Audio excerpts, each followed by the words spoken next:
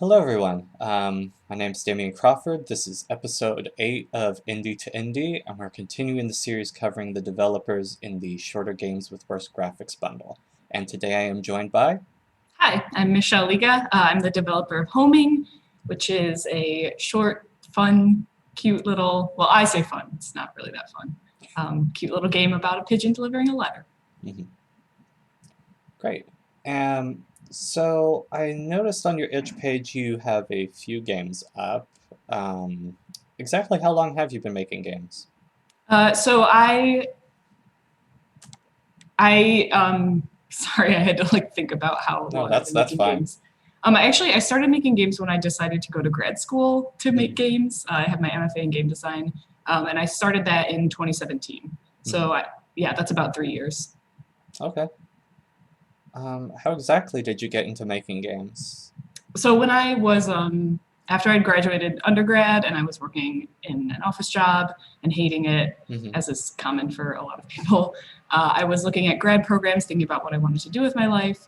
I've always loved writing specifically, and there was a brand new MFA in game design program that opened up I live in Chicago, so it was at DePaul Mhm. University.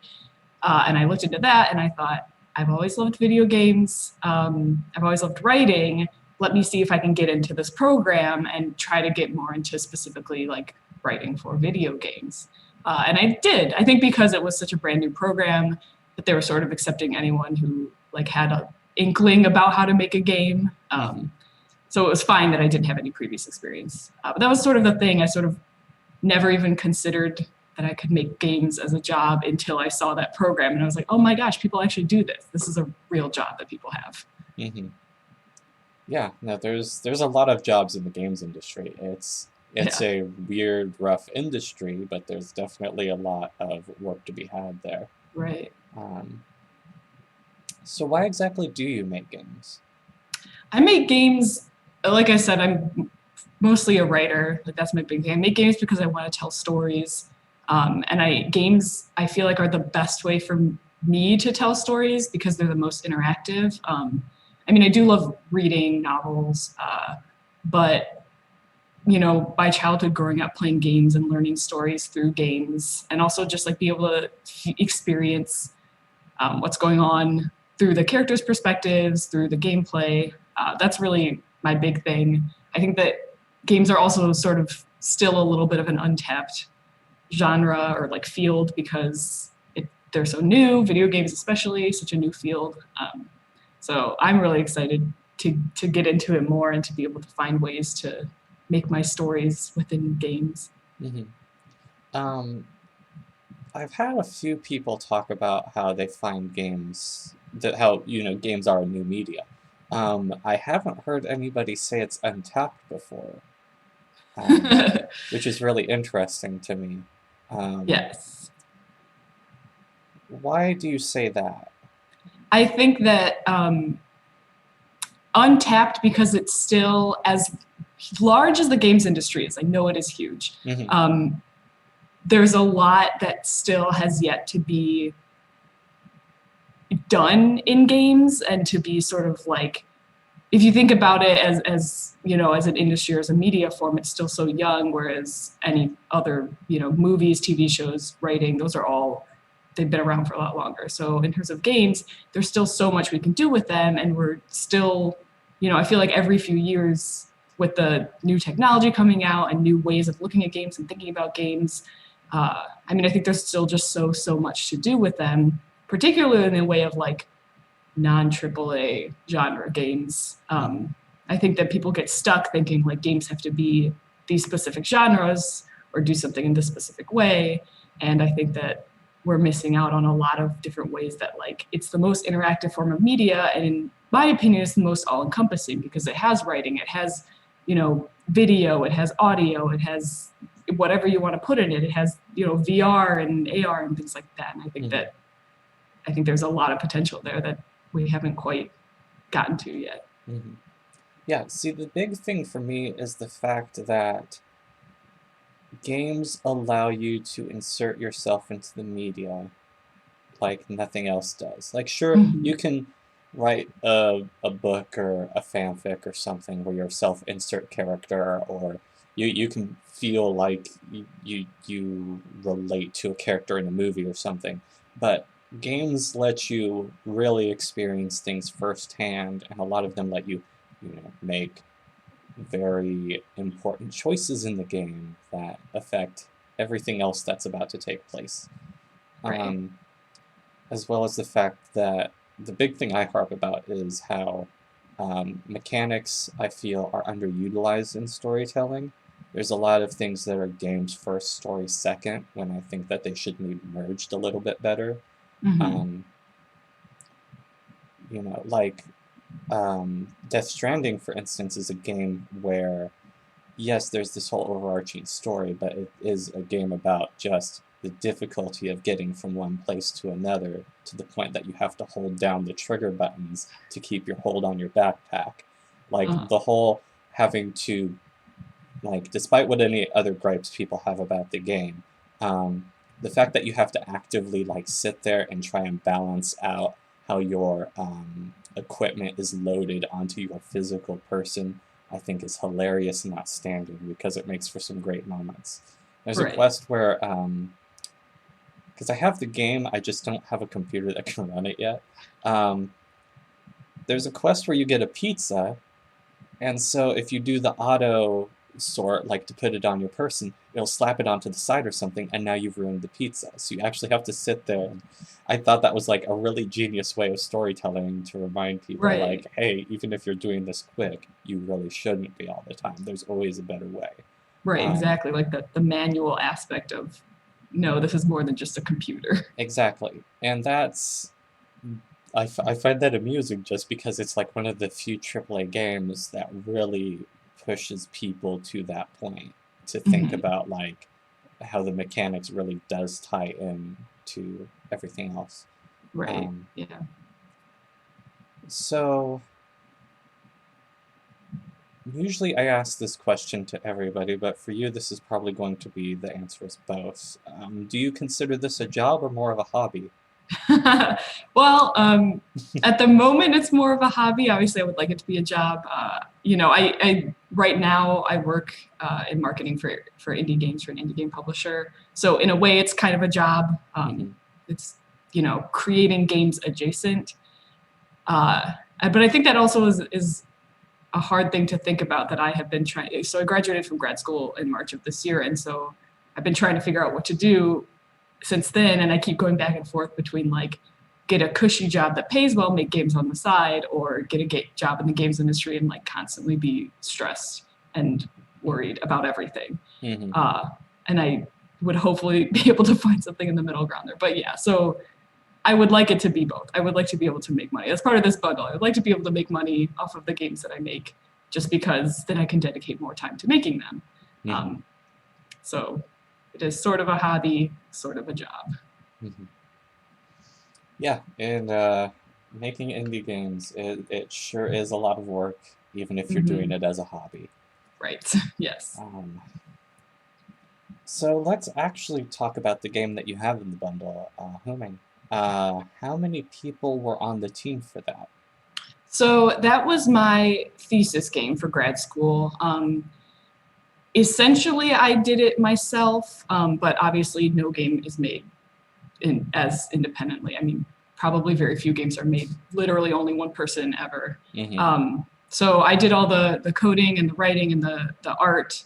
And my friend Jess, who is a composer, she's also in the program with me. She did the music. She did an amazing job. And then my other friend Charlie did the voiceover because she's an actor. Um, and then I had people help me along the way. There's no way I Hmm. could have done it myself. I had people, teaching me how to do things in Unity. People teaching me how to record the audio, recording the audio for me, things like that. But those are the three people that I'm like, these without me and Jess and Charlie, like we're the game. We made the game. Hmm. Yeah, I always find this an important question to ask, because there seems to be this sort of myth about solo developers where, it's just one person, they did it all on their own. And I'm like, I'm not saying that doesn't happen ever, But I am saying that we attribute it too much to just one person's name or something. Yeah. Like Binding of Isaac, people associate that with, Edmund Macmillan and one or two other people. But then you see the credits, and it's like, there's like 20 plus people, and it's like, none of them are known for that, though. Right. Yeah. Whereas something that I found interesting, JW of previously Vlambeer, because they did their like 10-year anniversary. We're not doing this anymore. We're Yeah. splitting up. Surprise. We're breaking up the band. Uh-huh. Which I mean, it's entirely in character for both of them. I'm like, Right. I'm surprised, but I'm also not surprised. Exactly. But yeah, when Minute was released, and people just kept, attributing it to JW, he was like, oh, by the way, it's all these other people too. Like, he was actively searching it and adding them, so that way people would understand, like, no, please don't keep saying this is just me. Yeah. Also, I may as well shill a little bit, because this is on my YouTube channel. On this YouTube channel, there's also a talk that I did about how to survive as a solo developer for not GDC 2 years ago. Oh yes. Yeah. And that was basically me rambling about how nobody actually does this on their own. But if you're going to even pretend to say that, here's at least some tips I can give you.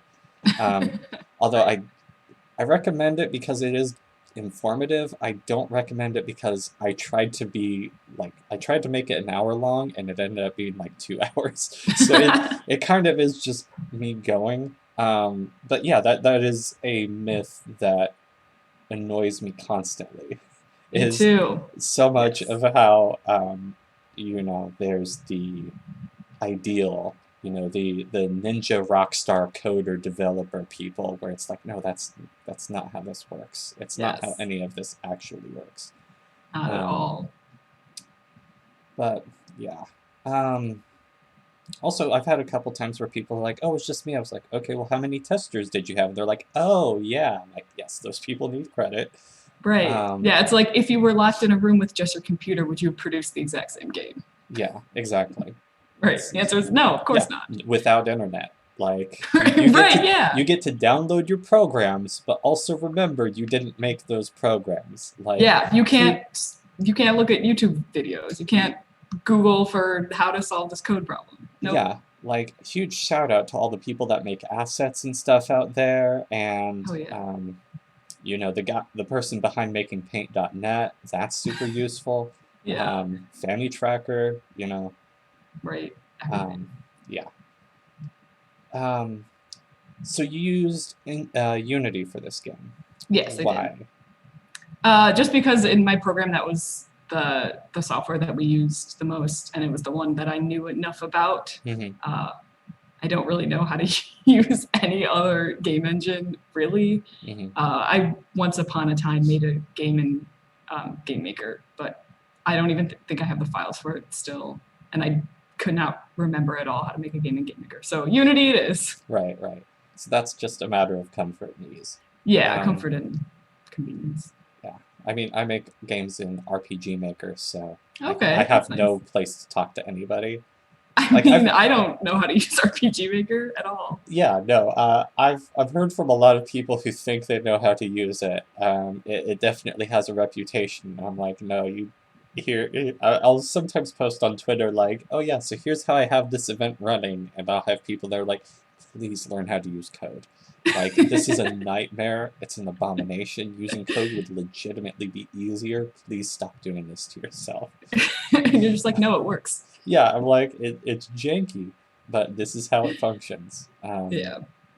But yeah, because I think it's important for people to just use the tools that they're comfortable with. Oh yeah, absolutely. But it's still good to, hear it from people if they're like, oh, I wanted to experiment with this, Nope, I'm gonna use what I know. Mm-hmm. So why did you make this game? So I mean, there's the logical practical answer, which is I needed to make a game for my master's thesis. Right, But right. why did I make this particular game? Yes. And I mean, it went through an iteration process as all games do. It started out not even anywhere near what homing is at all. It started out a game about, it was going to be maybe a visual novel about a woman that had a lot of anxiety, and in her dreams she had to like fight off this big bad evil, something like that. And then it was actually a meeting with one of my former professors from my first year of grad school. So I had joked my first year of grad school that every game I made was going to have a pigeon in it because I love pigeons and I think they're very misunderstood. And he brought up, he was like, "Oh, is there a pigeon in your thesis game?" I was like, how did I forget? Like, how did I forget about that joke that I made? And so then that completely changed my perspective on it. And I was like, you know what? No, I'm making a game about pigeons because that's really important to me. And I then went through like, do I make a game about, like, because there are pigeon war heroes, you know, I don't want to make a game about war heroes, but I wanted to make a game about the pigeons being very smart and being awarded medals. But that felt kind of weird because I don't want to make a game about war. Mm-hmm. And then it came down to, pigeons have a really good sense of direction, and that's why people use messenger pigeons. And that's where I developed the idea of you're a pigeon delivering a letter. And then the specifics of the story was just, I'm really interested in examining complex emotions. Especially my big thing is I want to write stories or figure out emotions that I have never experienced because I don't know, I'm like obsessed with learning about how emotions feel and how they happen in every different circumstance. So I was like, well, what happens if you are married to someone, you get divorced, and then that person dies? And so that idea sort of fascinated me because I was like, what do you do then? Like, what if you have a kid with them? What about all these things? And that story sort of developed into the story of homing, which is the pigeon is delivering a letter from a woman who is writing to her ex-wife about her life now. She's like, you know, they have a son together. She's like, I'm doing this with our son. I'm doing this with my life.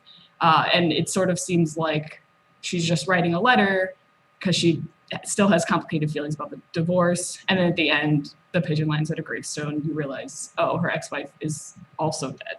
So how do you navigate that at all as a person who, you know, how connected are you with this person that you once were in love with and aren't anymore? And so that was sort of my thought process behind that. I wanted to focus on the pigeon. I wanted the player to play as the pigeon because the secondary goal of promoting empathy for pigeons because I love them. But also I'm really interested in like emotion and how we deal with it in very, very complicated interpersonal relationships. Mm-hmm. No, I mean, it's a very interesting story. It's very, it's not a big scope. You really narrowed that down to what the essentials for it would be. Right. And that definitely shows ability as a writer because it's very easy to get it blown up to a certain point. And if you're trying for like a big word count, or if you're trying to write a novel or something, then it gets difficult. But also, if you're trying to just narrow it down to what sentences are actually going to make the most impact here, which ones are relevant and which help really set the scene or give just like that sort of breathing room to make the next one hit harder. Right. That definitely shows a level of experience in storytelling. So be proud of that. I am proud of it. So we covered why you made this game, but why does it look the way that it does? I mean, I understand the pigeon. We've covered the pigeon. The pigeon is... that also explains some of the other stuff on your itch page. Yes. Why it's Pigeon Kind Games. Yeah. Pigeon Kind Games is my aspirational studio name. So. Right. But why the rest of the art? Why does it look the way that it does? So when I had first started prototyping this game, I was going to do it in 2D, top-down pixel art, because I knew how to do pixel art. Right. And at the end of last year, no, I think it would have been in the middle of September of last year, which is when I was like starting to prototype it. I had done it with like assets that I downloaded just to figure it out and figure out the code. And my professor, my thesis advisor, was like, have you thought about doing it in 3D? And to me, I was like, nope, because I hadn't done any 3D art. I'd never done any 3D modeling. I didn't do 3D games. I had no idea how to do it. I was very, very overwhelmed. But he was sort of like, you should do it in 3D. You should do it in 3D. Like kept sort of pushing that. And I'm like, fine. I'm being sort of a coward by not. I'm like trying to stay in my safe zone, but why not? And so obviously I had a lot of help from other people in my program who knew 3D modeling. And I knew a little tiny bit about how to use Blender, enough that I could figure it out. Mm-hmm. So from there, I just learned 3D modeling. I just started making things in Blender. I found out that I really actually enjoy it. And I know my 3D models are not like well made at all, but they function. And so that's why it's in 3D. It looks that way. The specific color palette, I think it's just blatantly, I wanted the bisexual color palette because it's very aesthetically pleasing. Mm-hmm. The pinks and purples and blues. And it needed to be low poly because I am not going to make, very realistic 3D models. Low poly was just the easiest for me. It's a self-contained city. It's the sort of thing where I had this like terrain, and I was just putting buildings and roads and trying to make this little town. And I was like, well, how do I make it so that you don't just see past the town and just see empty nothing? I'm like, just put mountains. So I put mountains all around the town so that you can't like see past it. Your movement is very limited as the pigeon, so you can't like turn around and see how you came from, the void. Mm-hmm. So that's why it looks the way it does. I really like the low poly aesthetic. I think it's useful for indie people, and I like the colors. Mm-hmm. I'm glad to see the bisexual palette in a game that's not cyberpunk, because yes. that seems to always be just like they go for like a neon pink and the blues and the purple. I'm like, okay, look, I'm not saying you can't. I'm just saying like, if you're gonna do this, commit to the bit. Like, right. Actually have like good representation. Yes, I know, not just. But yeah, I could go on about that.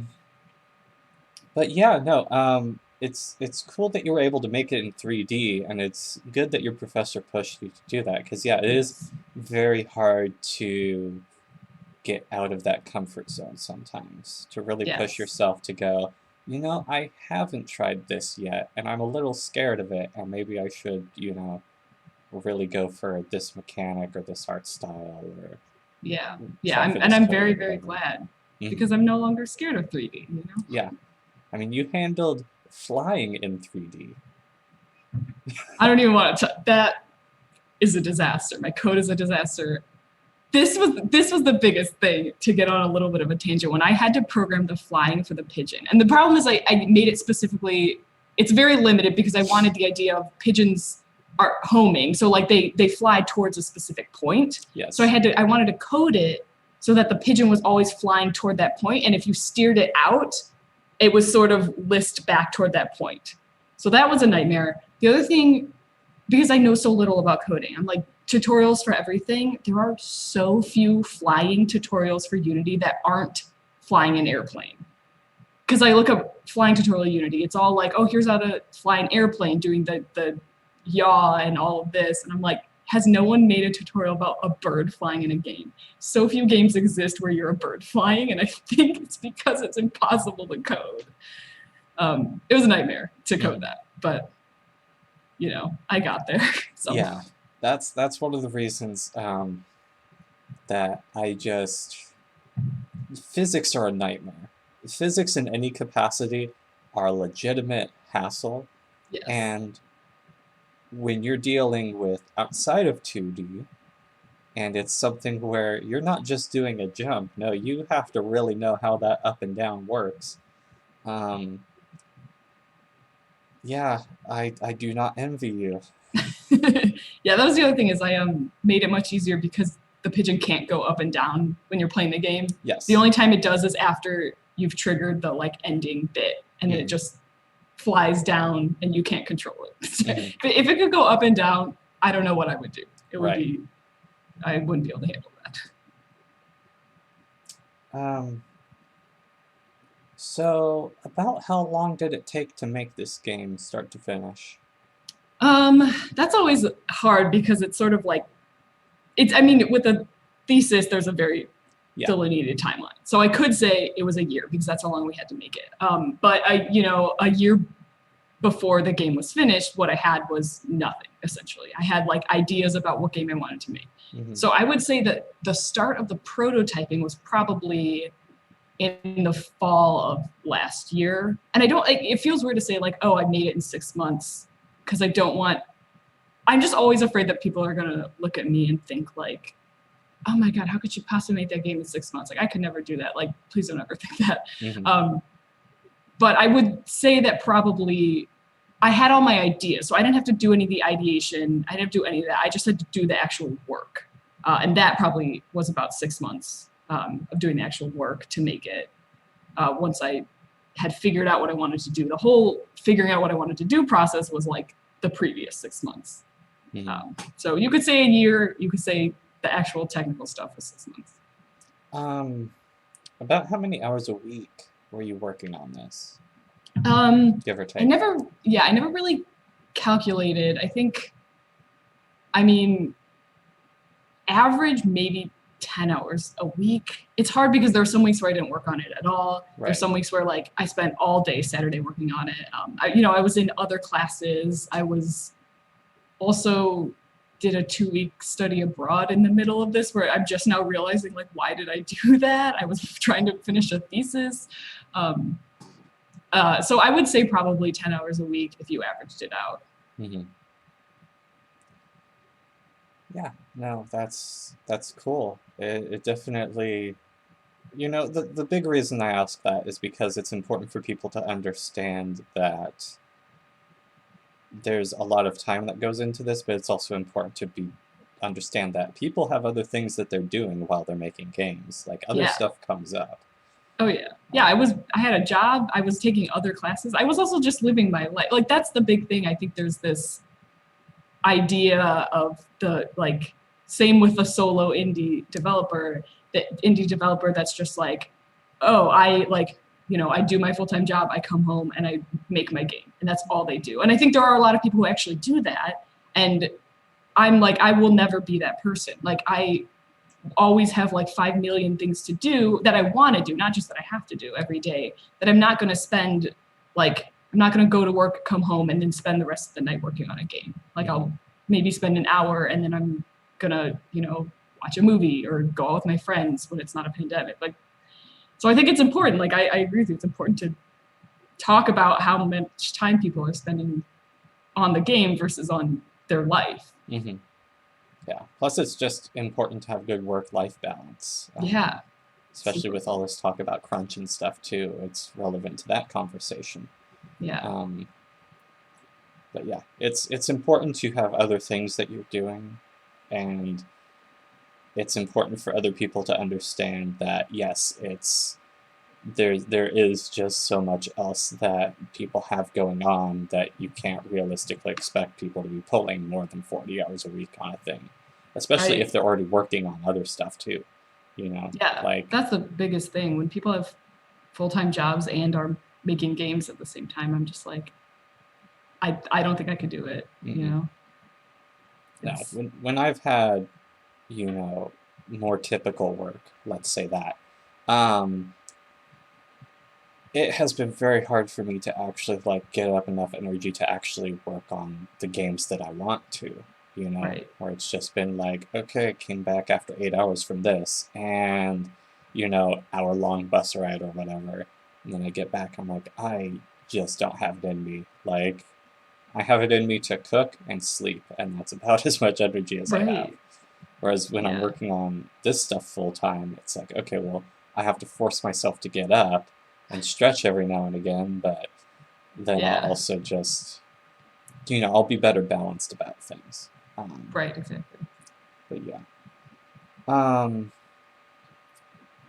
So from making homing, did you learn anything from it? Besides the obvious, like, I know you were doing this for school, but Mhm. did you learn anything new about the engine that you're going to want to use later, or anything about yourself from the experience? Yeah, I mean, I think probably the biggest thing I learned because I was coming from such a like linear writing background, and in general I tend to favor playing games that are a little more linear. Is that there was like a point in the development of homing where uh, I like my plans for it. I think like maybe one of my professors or one of my friends or something was sort of like, okay, but like what is the game aspect of this? And I know obviously you can define games in many different ways, but specifically for homing, I think there was a time where I didn't even have like, so in homing you can fly over different buildings and it'll trigger different dialogue depending on what building you're flying over. And I think there's a point where I didn't even have that mechanic in there, and it was really just, it could have been a video, you Hmm. know, it was just like a video that you controlled. Right. And I think that was sort of learning that I think I do struggle sometimes to gamify like the narratives that I want to tell, and sort of like the biggest thing is like trying to figure out, why is this a game though? Why is this a game? Why is this not you know, a short film? Why is this not a novel? Like, why is this a game? And I think, you know, there's one side of me that's like, it's a game because I want it to be a game. Like, it can Right. be a game that you don't control, or that like is linear. But I think it did teach me a lot about like how to create a narrative that you had to play, Hmm. because that was sort of like harder for me to get my head into because I was so used to creating linear narratives. That was probably the biggest thing I learned. And even still, I know that it's not, I mean, I never put a tutorial in there, which is the biggest thing. People play it and they're like, I didn't know that there were other things you could listen to. I didn't know. I'm like, okay, I know there's no tutorial. I get it. It's not explained very well. But I think that was just it, is like, oh, you can't just put a story in a virtual world and say it's a game. I mean, you can, and I will, but to other people will be like, Michelle, this is not quite a game yet. Hmm. Yeah, everybody has their own sort of thoughts about what makes a game, and that Yeah. is a discussion that would go on for hours no matter where you had it. Yes. Um, Yes. but yeah. Would you say you're happy with the game? I Do you feel like am. it was worth all that time and effort? Yeah. Yeah. I think, I mean, that's been another big thing that, I mean, learning a lot over the course of making homing, but also just in general, like my grad school program making all these games, is getting over the like perfectionism tendencies that I have, Hmm. and being okay with products that I look at and I'm like, I know that this could have more and it would be better if it had more, but that's okay. And instead of just sitting on it, actually like releasing it and putting it out there. Like that was the biggest thing when I, you know, published homing on itch. After I was done with it, you know, I wasn't, you know, at first I was like, I'm not going to charge money for it because I want my friends and family to play it.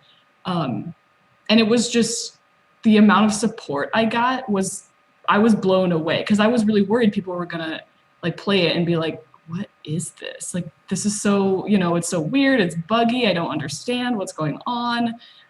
But no, everyone was really supportive. And then I started, you know, I got it into Pixel Pop Festival.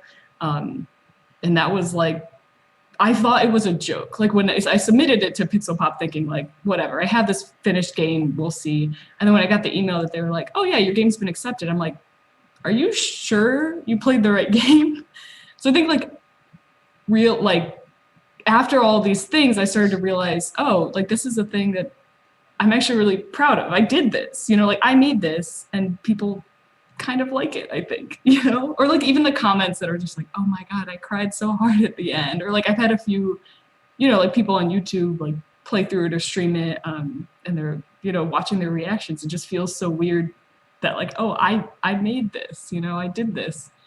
So yeah, I'm proud of it. It was sort of a process to get there, but I'm very proud of it. Mm, that's good.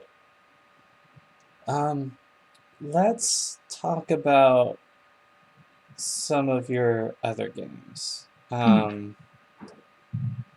So besides the fact, well, we can include the fact that many of them have pigeons related or at least Uh-huh. adjacent. Um, how would you describe the games that you make? Is there a general theme to them, or? I think in general, I think my games sort of fall into two categories. It's either cute or sweet little experiences, or more narrative heavy, focusing on complex emotions, like I talked about before. A lot of the like games that I made are twine things, just Mhm. because narrative is my thing. Right. And I've been, those are often like, let's figure out this interesting situation that this character has to deal with. But then there's a twine game that I made. And sometimes I'm like, why am I doing this? And I'm like, I need a narrative portfolio when I'm applying to narrative jobs. And I'm like, let's make a twine game. And I made a short twine game about being a frog, and I wrote it in French, which is a language that I don't really know. I took a lot of it in college, but I'm not fluent in it. And I'm like, Mhm. this is nothing. Like, this is not useful for any portfolio ever. So it's like sometimes I just make games like that. Or like I have another twine game. It's like, can you pet the dog? And it's very short, and you see a dog and you can pet it, and that's it. But mostly, I just want games that make people, and I want to say make people feel good, which is sort of hard to say when some of my games are very sad. Mhm. But I don't want any games that feel negative. Like I want my games to be compassionate. I think that's probably the biggest thing. Is like even sad games, I want them to be loving. Mhm. Um, so that's, I guess, would be kind of the theme, either silly and cute, or like emotional and compassionate. Mhm. No, that's good. There's definitely um, I make RPGs and I play a lot of RPGs, and so Mhm. many of them are dark in one way or another. Mhm. Either outright like Darkest Dungeon, or some of them, you start going through it and then there's like, oh, there's this twist at the end. And it's like, oh, this is like really, this leaves a Yes. sour taste in everybody's mouth. Like, um, so when I try to make RPGs, I try to make them, hopeful. Like when you play one of my games that the good guy wins in the end. That's Um, good. but mechanically, I make my games incredibly exhausting and brutal. So you have to earn that ending, but Yes. I like that though. I mean, that's the thing. Like, I'm the same way where if the game doesn't have a happy, again, it's depending on happy. Like, I'm right. Everybody's gonna have different definitions of stuff. right, like a good ending, or where like I don't like nihilistic games. I think Yeah. I don't know though, because sometimes I'm like, maybe I do, and I'm not sure about that. Hmm. In general, probably I don't want to play a game that's just everything is awful at the end. Right. There has to be at least some Yes. glimmer of something. Yes. Um, do you have a favorite game that you've made? Oh, I mean, I do want to say that homing, but I'm trying to like think through all of the little like twine things and games that honestly I do love homing, and I think like it's the obvious answer. There is another game that I made my first year of grad school that's just this side scroller where every time you jump, like you're a little square, and there are walls that come up, and you have to press a button, opens the door, then you can go through the wall, and it's an endless runner. It does have an ending. Um, and every time you jump, you turn into a different shape. So Hmm. some buttons can only be pressed if you're a shape. And I really like that game. And I think about it a lot. And it was the way I made it was hilarious. Like, it's pixel art, and I like forced the dimensions of the screen because I didn't know how to make pixel art in a way that it would resize. Right. A lot of it's all coded by hand. I do think after a point in the game, the walls are random as to what the wall is, which was like, oh, I can't believe I did this. But I really like that game, and I think it's clever. Mostly because I've never heard of a game like that exists, Hmm. and I'm just going to believe that there's no other game that exists where every time you jump, you change shape, and you have to use the shape to press a button and open a door and get through it. Um, so I really like that game. It's silly, it's fun. I made it for a class, so I liked it. Hmm. Great. Um, let's say you had infinite time, access to people, money, whatever you wanted or needed or whatever to make a game, what game would you make? Oh man. I think for me, it's a little less about what game I would make and more about how I would sort of construct a group of people to make a game, because my dream is to have what I refer to as a video game arboretum, where it's just this giant plot of land that has a bunch of nature and maybe an animal sanctuary and buildings. And it's sort of like an artist residency program where people can come in and work on a game together. And it's sort of a co-op situation, and we grow our own food, all of this stuff, very like hippie commune. Uh, and there are so many people I know, like all of my friends, I have the ideal game studio in my head. I know everyone who I'm friends with who would fill all the different roles. And I obviously just don't have the money for it. But I don't know if I can think of a specific game that I would make. Mostly I just want to keep making little silly, fun, sometimes emotional experiences. But it's not like I have one aspirational, like, oh, I would make this like sweeping narrative that has like 20 characters. Like I just want to make games that mean something to people. Or I want to make Bug Snacks. That was a really good game.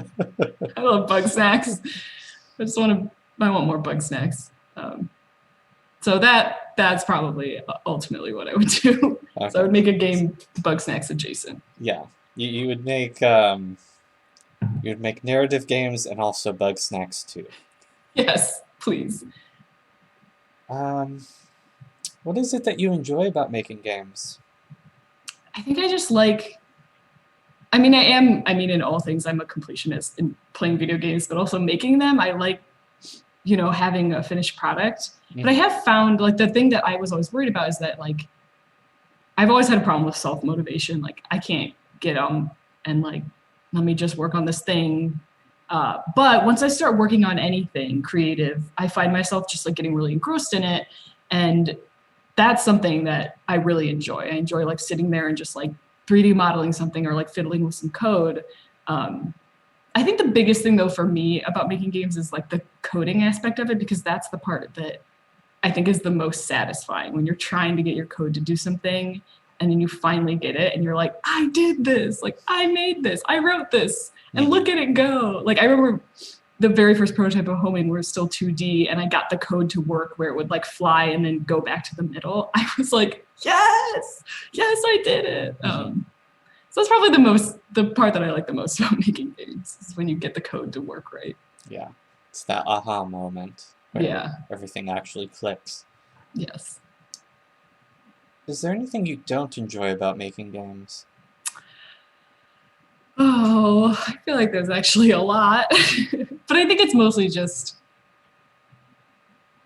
I think it's, the stress of, like, not knowing if this is going anywhere. Like, that's my biggest thing when I, like, start a game. I'm like, is this going anywhere? For me also, I want to be able to work on games with other people. I have a hard time, like, if it's my own game, I have a hard time letting go control of it, because I just, I'm like, this is my baby. But also I feel bad asking other people to do free work, like, for what is my idea. I don't want to be like, I'm the ideas guy and everyone else is worried. Like, I don't want to do that.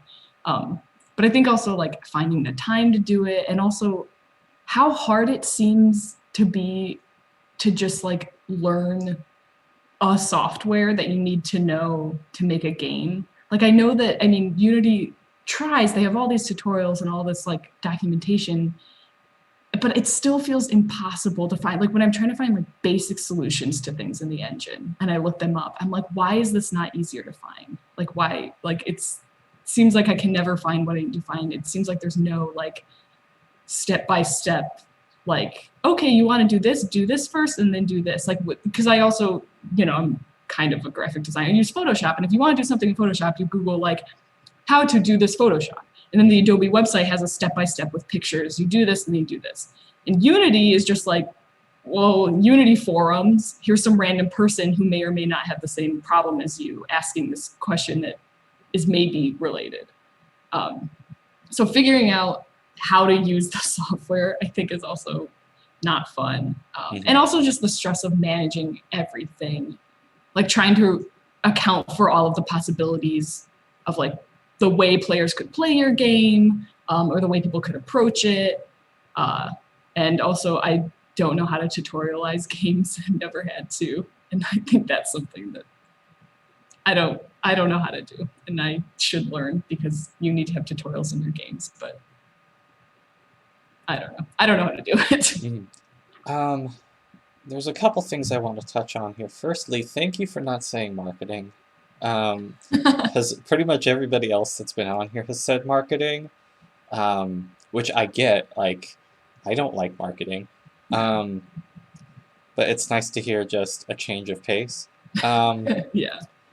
but also, when it comes to things like, tutorials and figuring out how people will end up playing the game and what sorts of weird nonsense they can get themselves into, I haven't covered this in any interview yet, so I want to cover this now, because I want to talk about beta testing. Beta testing is something I find incredibly, incredibly important. Um, if you're just doing a prototype or something, who cares? But also that's just something you can post online and have people test for you. Um, but when I've done beta testing, the important thing I found, especially with my first game, that was the one that really taught me about this, is you need to make sure you have at least somebody in 3 different groups of people. The first one's people that play this kind of game. Like if you make visual novels, make sure that at least somebody in your testing group regularly plays visual novels and is not a developer. Because they're not going to look behind like how you're doing this or go into over analysis. They're going to be like, oh, the writing here was kind of weak. Oh, this text box delayed for a while. I don't know what's up with that.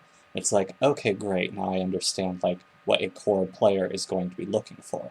Mhm. Um, that's something that I find developers often have a problem with, especially at our scale, um, are getting people to test that aren't developers. There was Yeah. a GDC, I think it was 2017, that I went to. This table was talking about, oh, we're doing this Kickstarter for this traditional RPG, like PS1 graphics and stuff, 40-hour playtime, like it's all this. I'm like, okay, how long do you guys have? And they're like, oh, about like I think they said a month because they were like, we're just going to do a month of testing. And I was like, uh-uh. Also, who are you having test? And they're like, well, we're doing most of it. And just like, who's working on it? I'm like, okay, I'm going to have a very serious talk with you because apparently nobody's told you how to do this.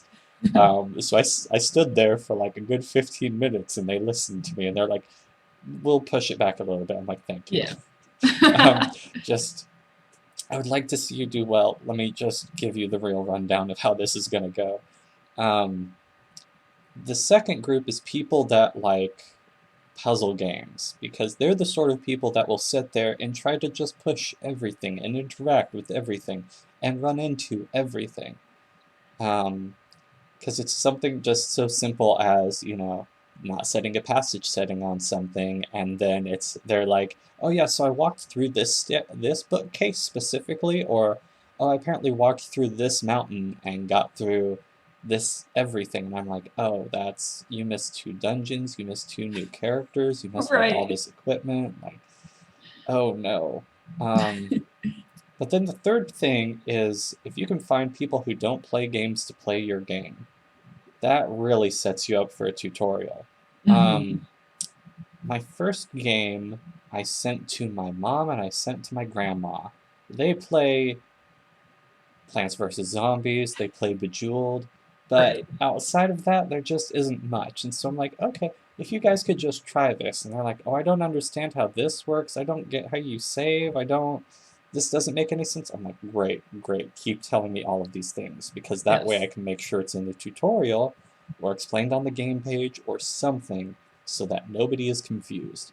Yes. Because you can't risk that barrier to entry, at the very least when you're not like an established franchise. Like Right. Right. Call of Duty, I don't know what their tutorials look like, but I'm pretty sure that they just assume if you've played one, you know how this goes. So, Right. They don't have to explain like what crouching is or does, or what reloading is or does. They just say press square to reload or whatever. You're like, Right. all right, I know what that is. I know what to Yeah, do. I know that refills the ammunition in Right. my weapon, and I don't have to worry about how much was left in the clip because this is a Yeah. video game. Right. But yeah, so that's something I think is important that more people need to understand and be aware of is just testing practices and making sure you're Yeah. having the right people test and not just, oh, we're all working on the game, we can test it. Like, no, you as a developer, you have dozens of blind spots. And other Yes. developers, even if they're not working on the game, will share some of those blind spots. Yeah. I love your breakdown of the 3 people to play. You're absolutely right. Yeah, because That that pretty well covers if you can get at least just one person in each of those categories, it's going to handle like 95% of your problems, no joke. yeah. Oh yeah. Um, but okay, let's move on from me ranting about things. No, Um, it was good. That's helpful information. um, is there something in games you feel we'll all have to incorporate at some point, whether it's, voice acting or, multiplayer? Honestly, I think, and maybe it is a little bit of a pipe dream, but I think and hope that it's accessibility settings, Mm-hmm.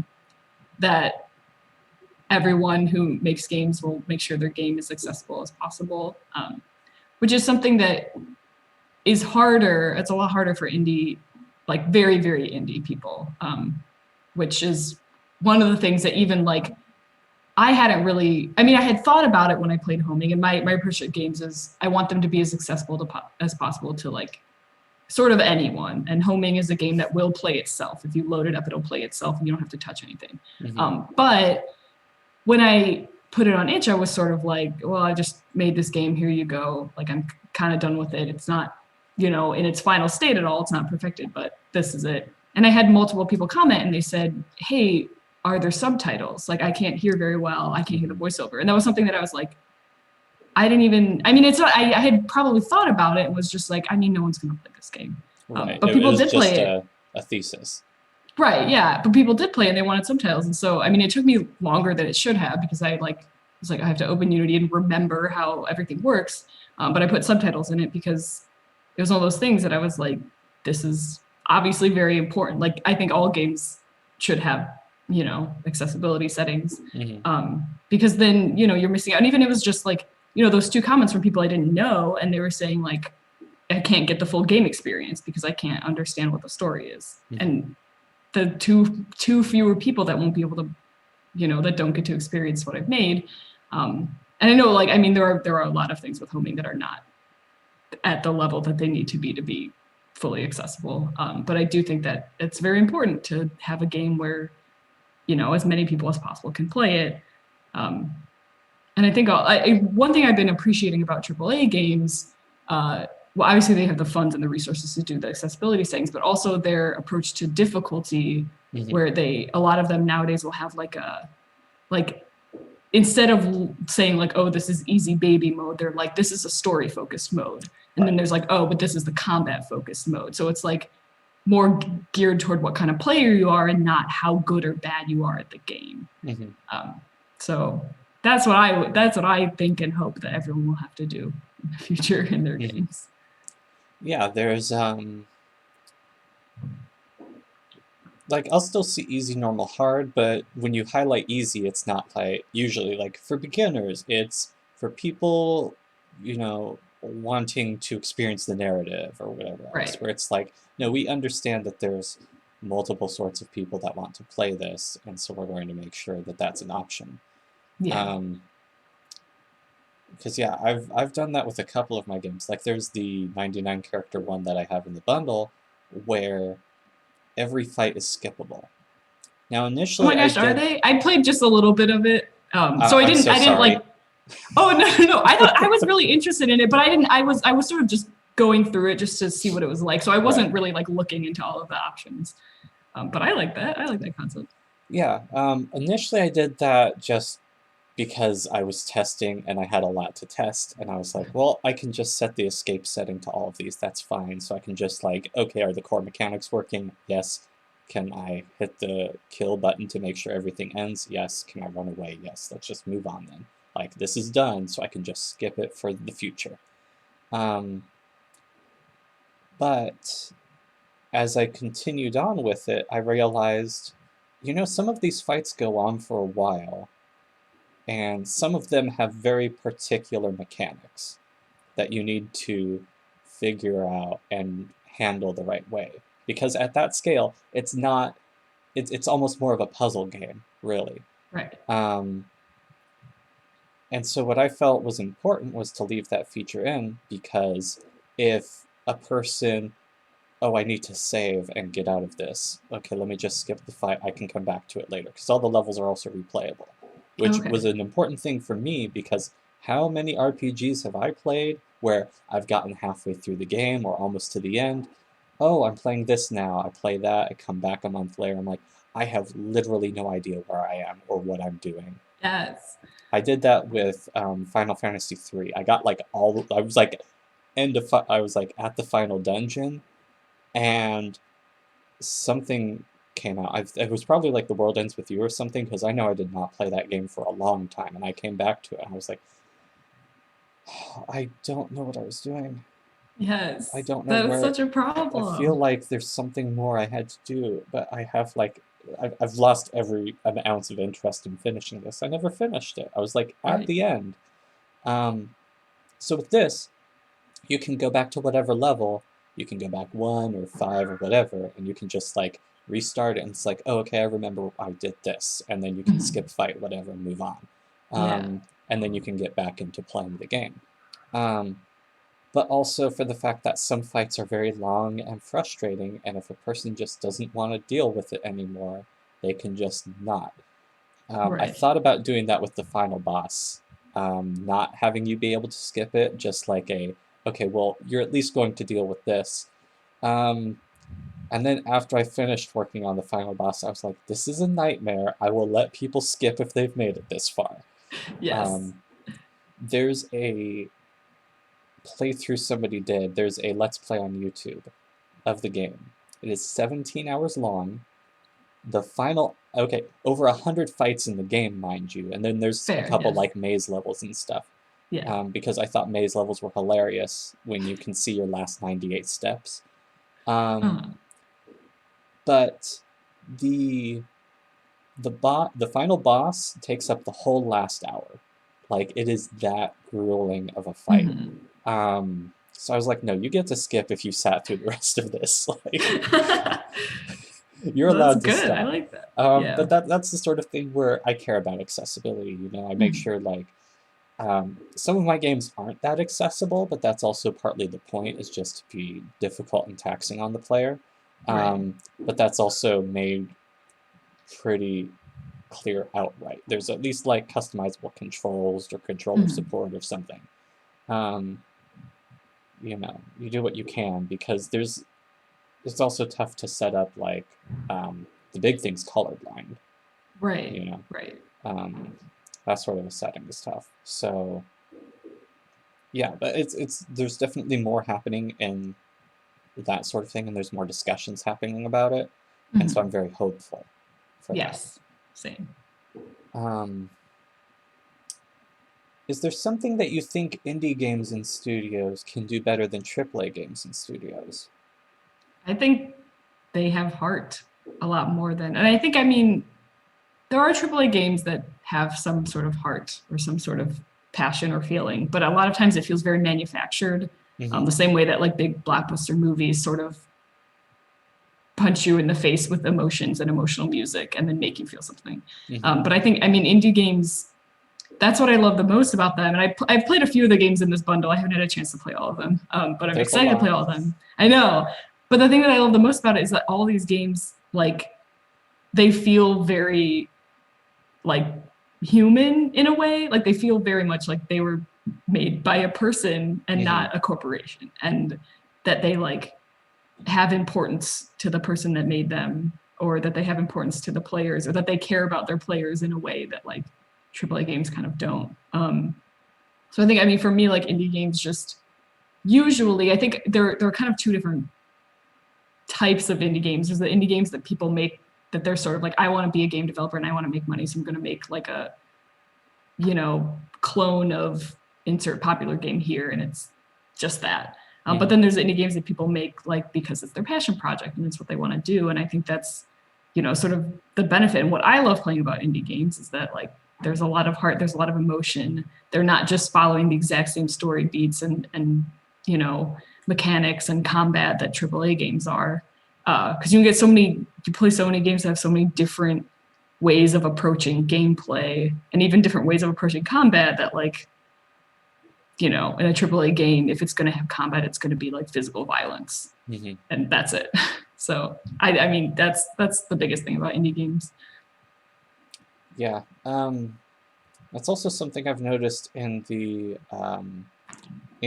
tabletop scene, is the fact that we're not just getting, you know, new Dungeons and Dragons. We're seeing people who are like actually really starting to push things in the way of role-playing, you know, focusing more on the emotional experience, having more like dice rolls, optional sorts of rules and setups. So yeah, no, it's definitely interesting to see things like that, especially, you know, with this bundle. It really is a bunch of games. We have a bunch of games where it's not the point. It wasn't commercialism. It wasn't about selling as many copies as possible. It was about, Right. I have this idea for this game, and I'm going to make it, and I'm going to release it, and that's as far as I've thought about it. Yes. If it sells, fantastic. That's important and helpful. But I just felt that the game needed to exist. There's definitely a lot stronger vibe for that. So that's something that I'm grateful for, and I'm glad that, you know, the bundles turned out so well. Because there's just, it is a great collection. There's legitimately something for everybody in this bundle, because it's just such a variety. Yeah. But yeah. Last question for games-related stuff. Do you have any advice for people who want to get into making games? You know, as much of a your mileage may vary, etc. sort of thing. Yes. Advice always is. Yeah. I think, man, I mean, there are so many things that I would tell my former self when I started making games. The biggest one that is also probably the most frustrating one for anyone to hear is make friends in the game space. And it's not networking, but it is, in a way it's networking, but it's not networking in an annoying way. People know when you're only talking to them because you want something that they have or can give you.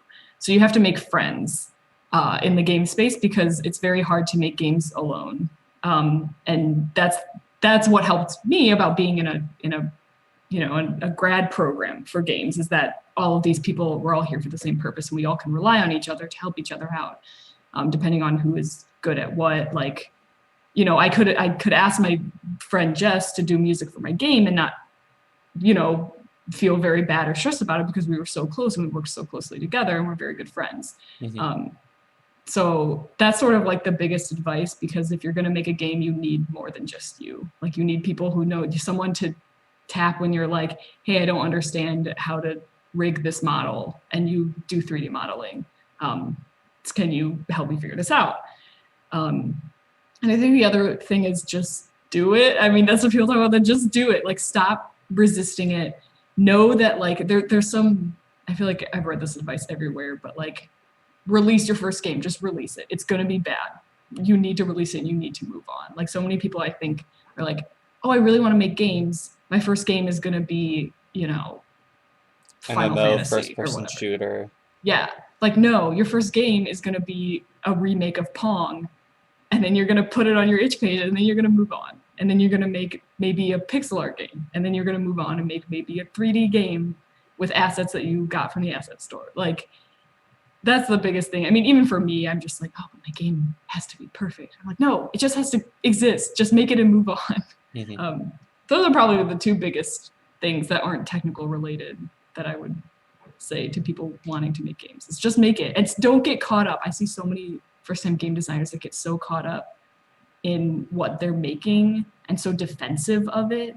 Like, you can't get defensive of your game if a lot of people are saying like, hey, this, I don't really understand this mechanic, or I don't really understand what's going on.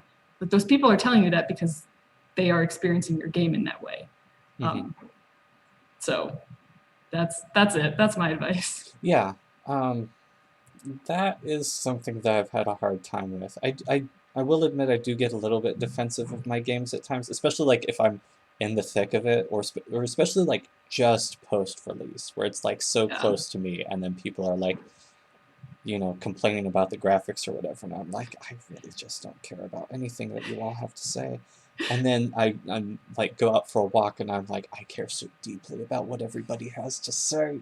Yes. Um, no, and it is tough when things are so close to you like that.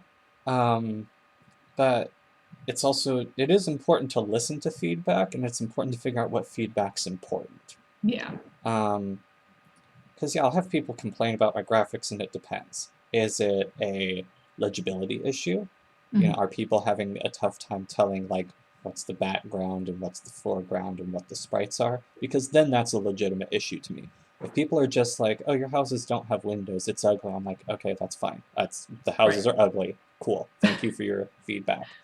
I've had other times. I had my very first game. Um, People were talking about, oh, the monsters are too hard. And so the first time I heard that, I was like, okay, I don't care. The second time I was like, well, okay, maybe there's some credibility. The third time I was like, I am absolutely checking this right now.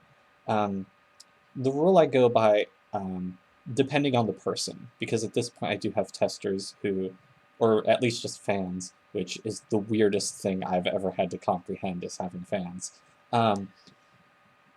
If one person says something that's an opinion, if two people say something that's a coincidence, if three people say something that's a statistic, like you can't ignore when three people say something. Right.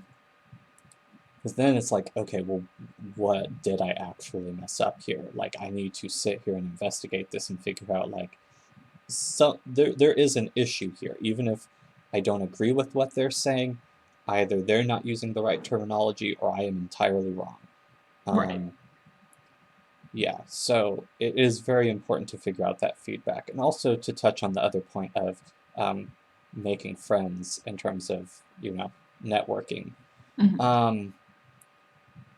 That is something that I see that I have difficulty with because it's very obvious when somebody's just like, they're talking to you to be able to get to what they want to talk about.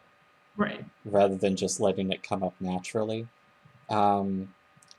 That I've been to GDC a few times, and it's very awkward to deal with people like that because it's like I have no problem listening to other people talk about their games, or playing other people's games and stuff, but it has to.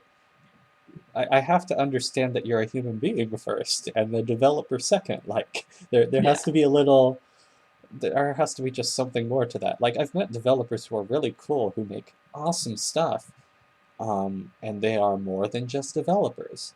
Um, we hung out and talked for a while and went out and grabbed a burrito together and stuff, and Right.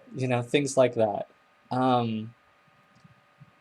Because even if you're not like a very social person, like I'm not a very social person, I don't really talk to other developers about much development stuff, Right. realistically. But it's still nice to know people in the scene and know what other people are up to without looking at it like, what can you gain out of this interaction sort of thing. Right. Like, I like to just have friends. Like, it's nice to know people. It's nice to see what cool things are happening in the space and go, oh, okay, this is something to watch out for. Oh, or, oh, I want to do something like that. Even if Right. it's just something to gain inspiration from.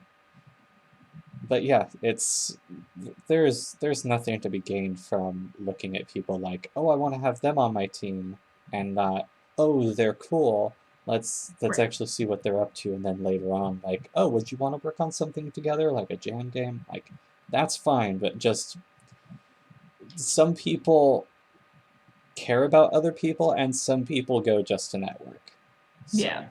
So, Yeah. Yeah. I see that a lot. I mean, I think because my main interaction with game space and developers is on Twitter, and I think there's something I sort of think of it as like the game dev reply guy, like someone who's replying to everything a game dev posts in a way that is not trying to be friends with them, but is trying to get them to notice them. Yeah. And like, you could see that they're probably trying to like get this person to like acknowledge them or somehow like help them out with something, but they don't actually care about being friends with the person. And I think like should always be friends first. Yeah. I've had people who follow me who are working on their own little projects, and they'll message me and they'll be like, "Oh, hey, would you mind like testing this and telling me what you think or whatever?" I'm like, "Okay, yeah, I've had zero interaction with this person, but I can tell like they're looking for just help, and that's fine." But Right. there's other times where, I'll post something and this person will post like, "Oh, hey, that's cool. By the way, you should check out my game on Steam." I'm just like, Yes. okay, look, like, I can tell that you follow me and that's cool and all, but you don't need to do this. Like, Right. there's definitely a way to do this and a way not to. Um, Also another side thing, I'm getting off track and I apologize. But I've had people who are like, "Oh, hey, could you check this out if it's not too much trouble and I know it doesn't look good?" I'm like, have some confidence. Like, if you're gonna tell somebody to check something out, like, I'll call my games trash in one breath, but I'll also tell them, like, all the nonsense I'm pulling in the next. Oh Like, yeah. and, there's in the indie space especially, like if somebody's like, "Oh, this game is trash, but check it out," I'm like, okay, yeah, I know you're just using that as a descriptor for you didn't spend too much time on it, or there's very limited budget or whatever else. When you talk to like a real, like a person who works in game space whose only social media is LinkedIn, if you don't tell them that it's a trash game, Right. Yeah. but there's still a way to conduct yourself about stuff. And it's important to have confidence. It's important to not be arrogant, but Right. it's important to actually like believe enough in what you're wanting to have somebody look at. Because I remember I was testing somebody's game. If you're watching this, I apologize. Um, and they're just, as I would bring something up, they'd be like, "Oh, I thought this," and it was almost like they were fishing for compliments eventually, and I was just like, I'm just not replying to this person anymore because this is getting weird. This Yeah. isn't what I signed up for. Right. So please have some confidence in what you put out there and try to tell other people about. Right. I mean, yeah, I fully agree with that. And I feel the same way too when I talk about my games. Like to my friends, I'm like, haha, look at this trash that I made. But on the internet, I'm like, look at this emotional, complex, narrative-based whatever. Like, and I'm not gonna say anything about like the parts of it that I think are bad or that I think other people are gonna think are bad, because that's priming them to look at it and be like, yeah, she's right. This game has bad graphics. Like, I'm not gonna say that. They can come to that opinion on their own if they want. Right. Okay, so I have an ending survey here. And this is to help people get to know the person behind the developer. What would you say is your favorite virtue? Okay. Do you mean specifically like the 7 Whatever virtues? it means to you. Oh, okay. I think. Like, I come from a religious family. Okay. I'll just say it that way to put it lightly. So I know them, but also like whatever it means to you. Like if gluttony is a virtue to you, more power to you. But Yes, I do not know. I know that they exist, but I don't know what they are. yeah. So, my favorite virtue is probably, I don't know. I want to say something like integrity, which seems like sort of a buzzwordy way of saying people who care about things and who approach things in a way that is trying to come from goodness. But also standing up for things that they believe in and standing up against, bad things. These are all very generic terms for what I'm trying to describe. Because I can't think of a word that really encompasses that either. Just entirely. Right. Yeah. But sort of like it's like, yeah, just like It, standing up for what you believe in, but also approaching things first from a place of like trying to understand yeah, it's to it's an extent. yeah, it's real kindness. It's not like, the kind that, nice guys talk about, but I mean like the real shit, Yes. where you care enough about what's going on and you care enough about other people to stand up against what you find is intolerance and injustice, and you want to actively do something about it. Right. Yeah. Like, yeah, you're willing to take a stand and you're willing to do what's right, and I think that's definitely a good trait. Yeah. Yeah, I don't know one word that's really going to encompass that, but we will accept that as the answer to the Yes. question. What would you say is like the core aspect of your personality? Man, I don't know. There are so many things that I think If you maybe, can't stick to one word again, I understand, but like we want to hit a target. yeah, I think the biggest thing is mostly I just like learning. I want to learn everything I can about everything in the world. Because there's a party that wants to say like, oh, love and compassion, but I also like, I understand that there are times that I am not like that. And that's maybe not the main part of who I am. I think the biggest thing is just like knowing as much as I can about as much as I can so that I can make the most informed like decisions and reactions and creations in the world. Mm-hmm. So understanding. Yeah, actually, I would hope both aspirational and Yeah. sort of, yeah. Mm-hmm. What are your favorite qualities in a person?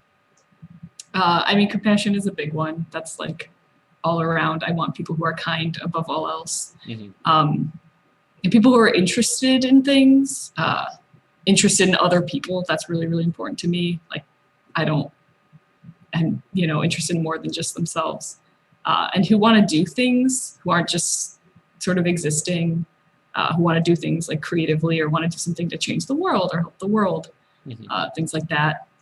I think those are the biggest ones.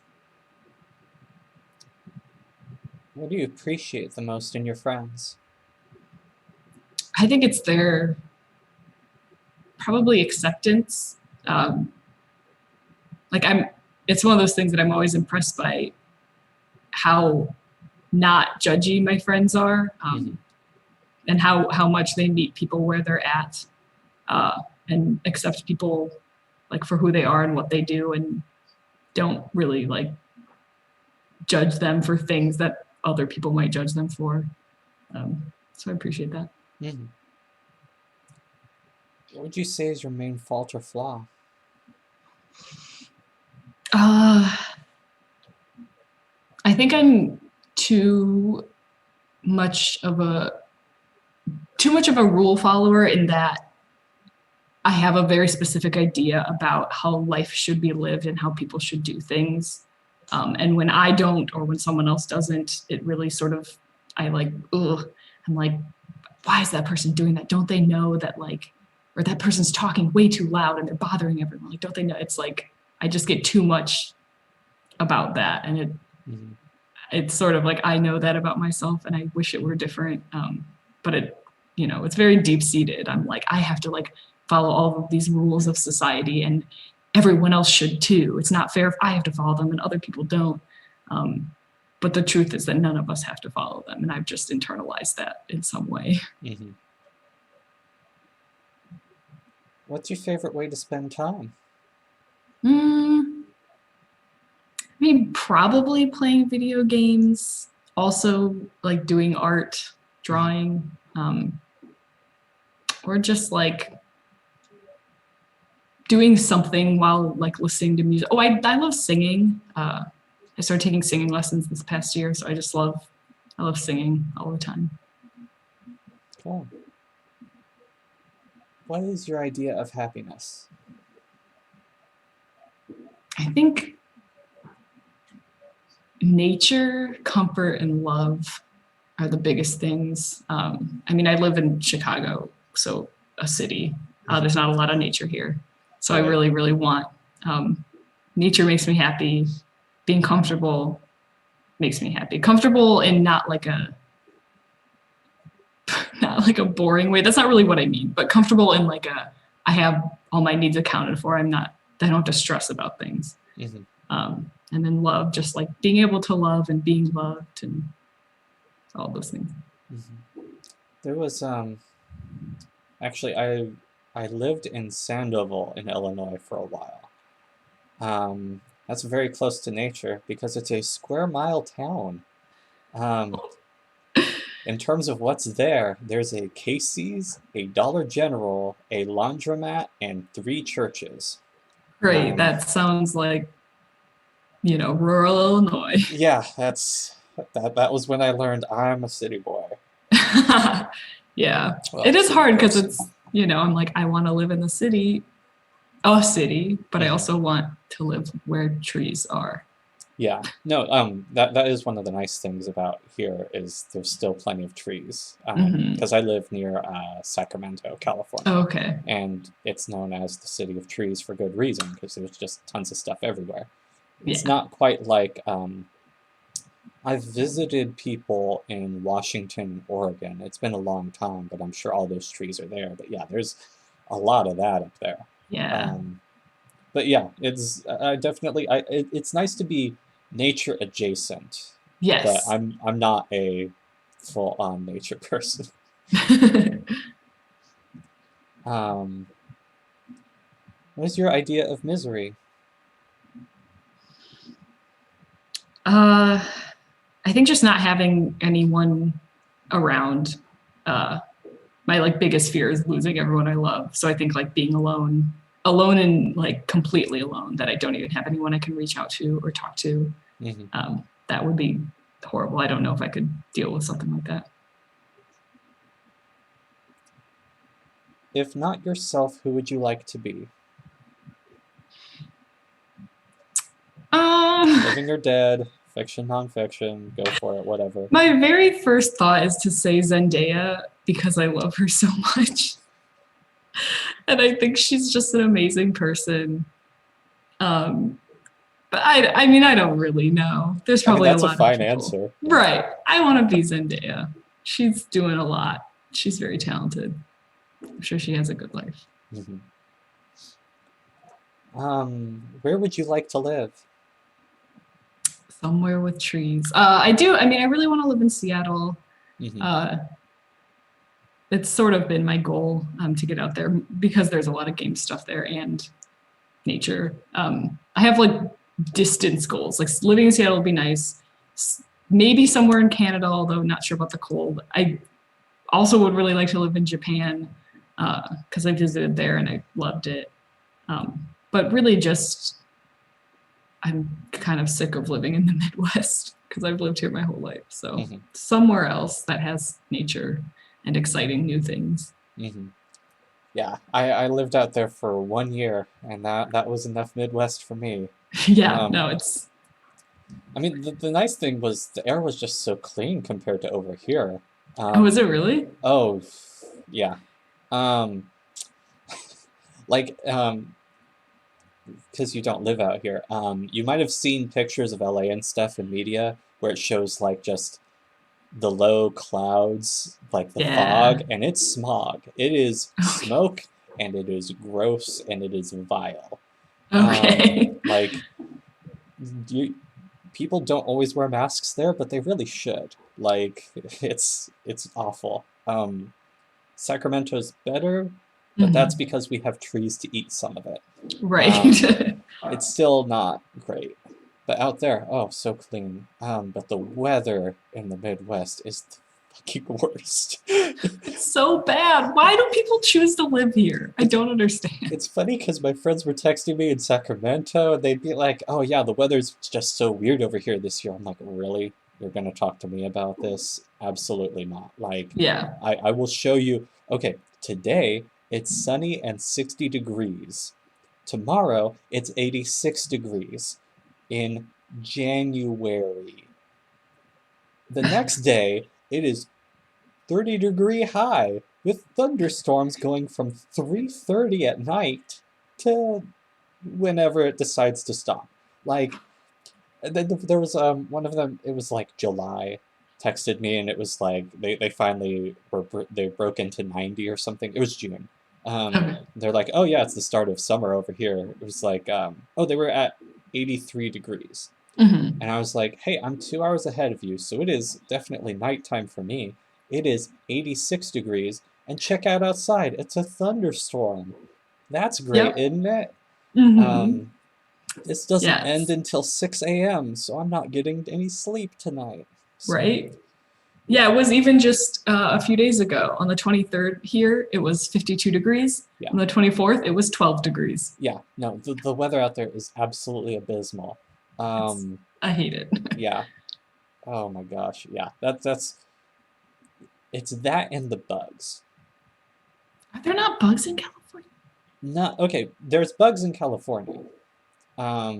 We get more spiders though, and the Okay, spiders tend to just handle the I situation. was wondering because I visited Seattle one time and I was like, there are so many spiders. I was walking into spider webs everywhere. I'm Mhm, like, how do people do this? yeah. Um, where I lived, uh, signed the lease for housing and everything, got it super cheap because it was income based, but not like California income based, where they're like, to a point. Out there, it's like, no, we will. If we give you this house for $0, like you're gonna get it for $0. Like one of my friends lives out there and told me about it because she's disabled. Out here, the cheapest place she could find is like 500 a month, and Oh, that's not good. Out right. there, it's like negative $100 or something. Like she gets paid to be there because like it's truly income based, and with her disability benefits and everything on top of it, she gets a place to live. She gets a Wow. roof over her head that is the condition is it needs to be kept clean Right. and everything, like the bare minimum. Hmm. um but yeah, when I signed the lease, they were like, oh yeah, by the way, here's this about bugs, and there's this about bed bugs. If you find bed bugs, we're not going to ask any questions. It doesn't matter how clean you've kept the place. Sometimes they happen. Please call us, because if you don't, it will only get worse, and then it'll cause more problems. So when it happens, contact us immediately. Um, and I got bed bugs after 6 months, and oh my God, that is the worst. Like I've been camping and woken up with ants all over me, and I still have like nightmares of that every so often, but the bed bugs are truly the worst experience I've ever had. Like it's oh my God. It I sounds horrible. I am terrified of bed no, bugs. it was just, and they never like truly went away. I slept like I had two blankets, so I had one that I used as a bed and one that I used as a pillow for 6 months. Like Oh my gosh. better than some of my sleeping arrangements have been, but that's a talk for another day if I do an interview. Um, but yeah, no, it's Illinois is sure a place to live, but yeah, I can understand why you might be just like anywhere else that there's nature.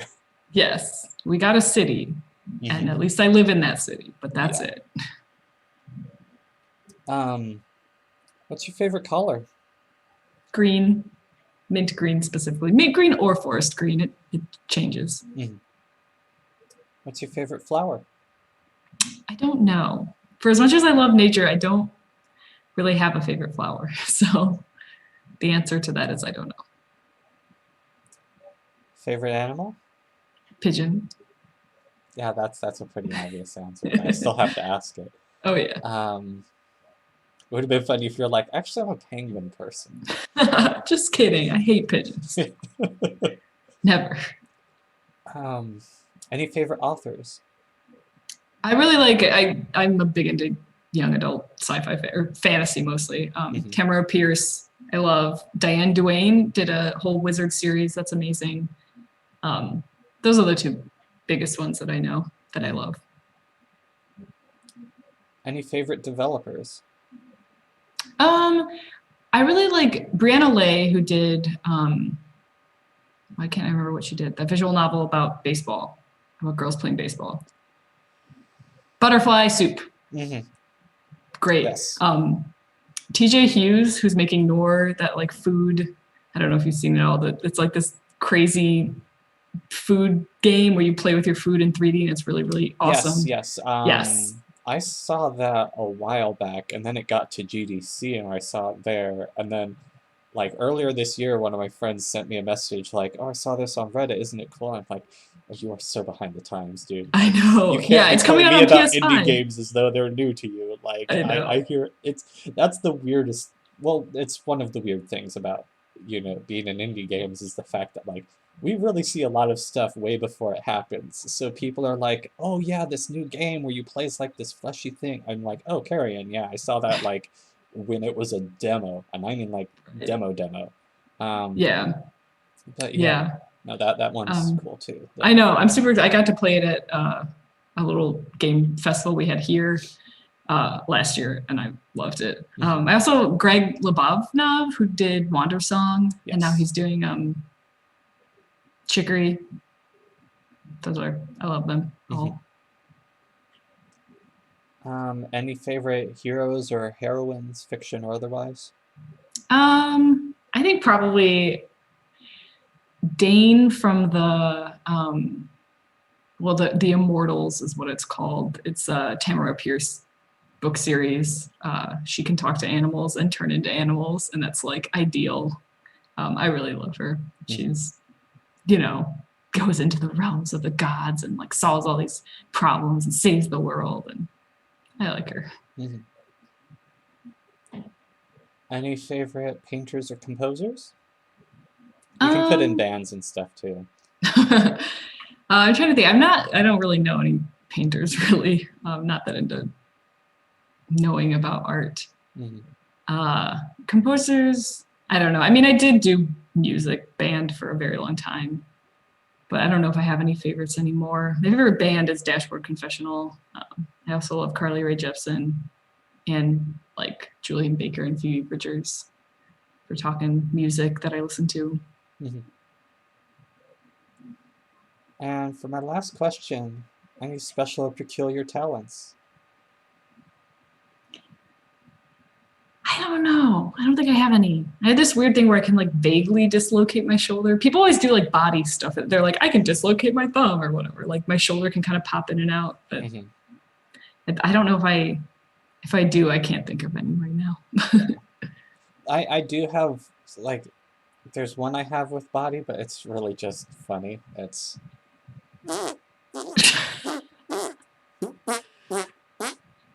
I'm impressed.